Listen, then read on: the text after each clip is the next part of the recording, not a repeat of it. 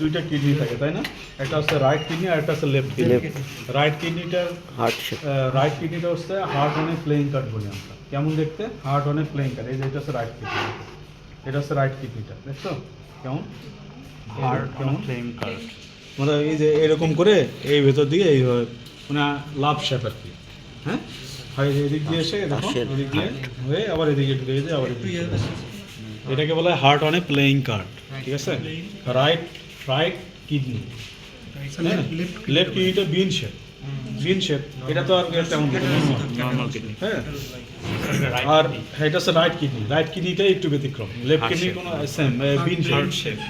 এখন এবার হর্স গেল, হর্সের পরে হচ্ছে তোমার ক্যাটেল বা শিপগোট। শিপগোটের ক্ষেত্রে আলাদা, ক্যাটেলের ক্ষেত্রে আলাদা।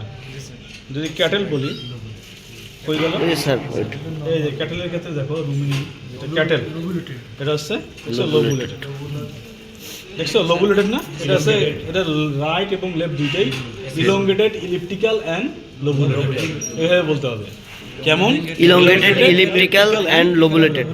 আর এইটা কেমন? Heart on a playing card, right আর লেফটটা বিন শেপ। এটা ইজি।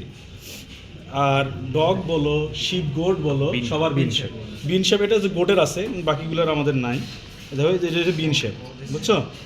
এই যে বিন শেপ, এই যে দেখছো, এগুলো হচ্ছে বিন শেপ। বিন শেপ। এটা হচ্ছে লেফট রাইট সব শেপ আর কি।